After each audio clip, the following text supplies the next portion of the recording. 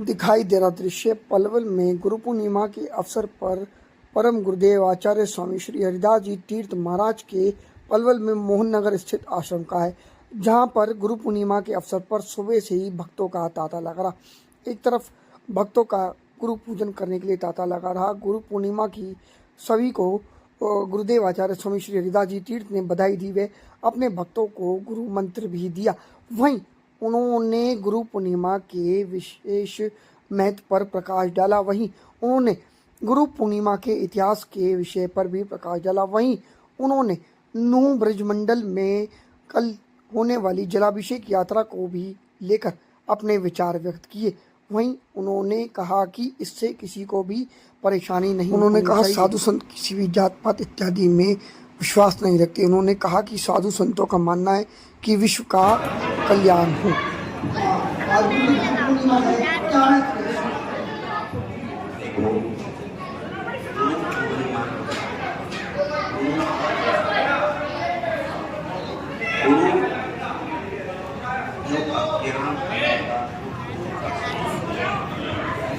या किसी भी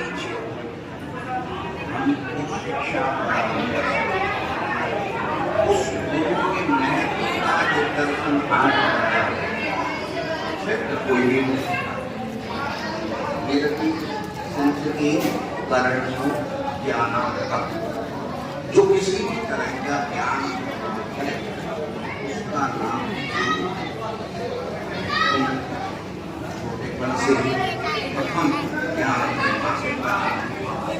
तुम्हारे माँ विकास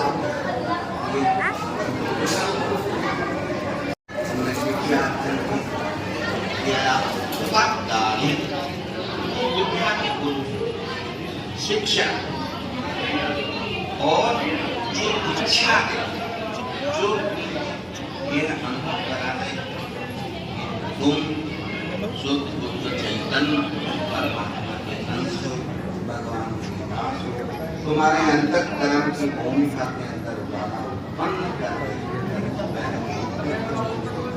उस गुरु का ही पर हम उन सभी सदगुरुओं को याद करते हैं, माता से लेकर छोटे पर्यंत में हमने जो गुरु बनाए और जिनसे हम उन सभी के लिए हम नतमस्तक होकर उनके चरणारविंदों में अपने आप को समर्पित करते हैं। वह ऐसी ही बनाए। मुझे बात करें गुरु पूर्णिमा की, क्या इतिहास है इसके पीछे और कब से इसकी शुरुआत है? वेद परंपरा से इसका प्रचलन खाली श्री व्यास माता के द्वारा गुरु पूर्णिमा मनाई जाती है। हमारे वेदों में जब सृष्टि का कार्य होता तो भगवान शिव स ज्योति तराधा स सविता वह ज्योति के रूप में वो सविता थे। ब्रह्मा विष्णु वह उपदेश देते तो प्रथम शिव गुरु, तभी से यह गुरु पर्व मनाया जाता है। गुरु के श्री चरणारविंद में अपने आप को समर्पित किया जाता है। फिर चलते हैं सतयुग के। सतयुग के अंदर भगवान विष्णु सर्वप्रथम गुरु, उन्होंने श्री लक्ष्मी की पूजा। फिर त्रेता, त्रेता के अंदर नव ब्रह्म ऋषियों की कल्पना की गई है और कल्पना ही में उनकी साकार हो गई। उसमें भगवान राम भी आते हैं, भगवान शिव भी आते हैं त्रेता की दुनिया में। तो उन्होंने गुरु पदवी प्राप्त की और सृष्टि को ज्ञान दिया। सृष्टि के अंतःकरण की भूमिका में अंधेरा था, उस अंधेरा से द्वापर में भी परंपरा रही। द्वापर में इसके आचार्य श्री व्यासस्य रसोयतः महाधूपतस्व दंगा देवे नयत के मंडितम उपयाम कामतयोन्नः व्यास नमो नमः। फिर कलयुग में यही एक परंपरा चलती है, एक गति चलती है, वही गति चल रही है, इसलिए इस गति को बोलते हैं व्यास गति। इतिहास इसका वैदिक इतिहास, वेदों के इतिहास हम जाने तो वैदिक जो संहिता है अपनी यजुर्वेद संहिता, शुक्ल यजुर्वेद संहिता, इसके अंदर गुरु के गहन मंत्र को दर्शित कराया गया। वैदिक मंत्र कृष्ण यजुर्वेद संहिता में भी गहन गुरु के मंत्रों का और इतिहास का इससे सिद्ध होता है वैदिक काल से ये परंपरा चली आ रही है। अच्छा गुरु जी, बात करें आप, कल सावन का पहला सोमवार है, लगभग 3-4 वर्ष से हर साल जो है हिंदू समाज की यात्रा नगर महादेव के दर्शन करने जाती है। पिछले साल भी गई थी, लेकिन हिंदू समाज के ऊपर खड़ा हुआ। कल एक बार फिर जो है हिंदू समाज साधु संतों को लेकर यात्रा कर रहा है। किस प्रकार की शुभकामनाएं संत समाज को दोबारा जो है इस यात्रा को शुरू करने के लिए देना चाहिए? ये वैदिक परंपरा जो है विशाल भावी होती है और उसको वैदिक परंपरा से जाने तो उसको बोलते हैं यूनिवर्सल ब्रदरहुड, विश्व भ्रातृत्व और विश्व भ्रातृत्व भाव से हमारा किसी से कोई द्वेष नहीं, क्योंकि जहाँ से हिंदू की उपज है वही मुसलमान और जैन ये जो लड़ते हैं ये मत वाले लड़ते हैं। प्योर मुसलमान होगा, मुसलम ईमान, मुसलमान को लड़ेगा नहीं, वो जानेगा कि ब्रह्म एक है, एको ब्रह्म होगा। जो प्योर मुसलमान है उसको इसमें कोई दिक्कत होगी ही नहीं। यदि उसका सच्चा कोई गुरु होगा, गुरु के अनुष्ठान को दूर कर। और मैं तो कह रहा हूँ किसी भी धर्म के किसी भी व्यक्ति को कोई दिक्कत होगी ही नहीं।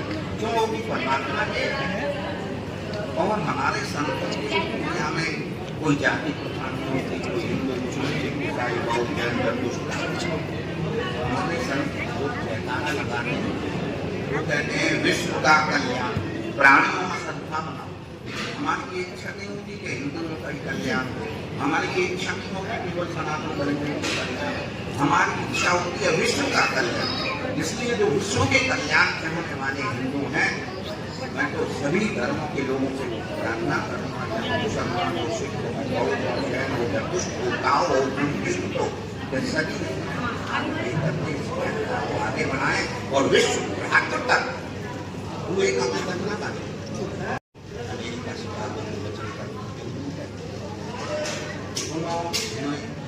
सर्वप्रथम जो वचन कहा था वो कहा था मेरे प्रिय बहनों और भाइयों, उसको सुनकर के सभी जो व्यग्रचित हो और सोचने लगे। एक भारत से आया हुआ व्यक्ति हम सबको बोल रहा है कोई न कोई तो पूछा कि आप सबको बहनों और भाइयों, तो उन्होंने एक बार समुद्र में द्वार मारा है, समुद्र में द्वार मारा तो समुद्र का में जाते कोई एक तो दोनों प्रजाति एक कुएं के में लगने का और भाई कैसे हो कहाँ से आए हम पूछते हैं तो समुद्र के में लगने का समुद्र से लगने का हमारा समुद्र कितना बड़ा होता है, बहुत बड़ा होता है।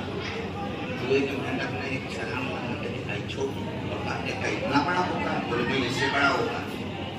तो दूसरी छलांग लगाए, बोले इतना बड़ा होता है, बोले नहीं इससे काफी बड़ा होता है। तो तीसरी छलांग लगाई, इधर से उधर तक, बोले क्या इतना बड़ा होता है?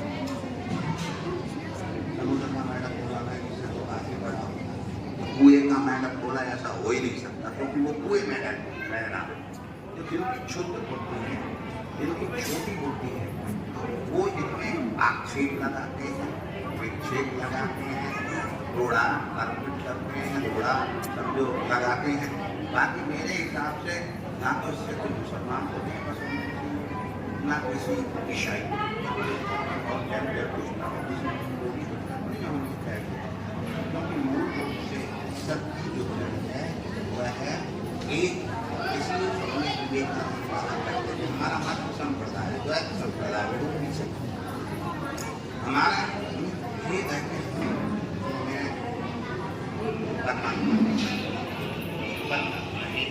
तो सारे संसार परमात्मा का दान, तो आपस में लड़ने से क्या फायदा। और ध्यान रखना, मत लड़ाता, धर्म कभी लड़ाता है। धर्म का अर्थ यदि व्याकरण के अनुसार जाने बोलते धारणाप धर्म, धारण करने योग्य होता, इसलिए मत वाले लड़ते। ये बदलाव हुआ ये मुस्लिम धर्म वालों ने नहीं किया, मुस्लिम मत वालों ने किया है, जो व्यक्ति की कट्टरता है। चाहे कोई और भी है, कभी कभी मुसलमान ऐसे कर देते तो वो मत वाले हैं। धर्म वाला कोई भी व्यक्ति भेद नहीं रखता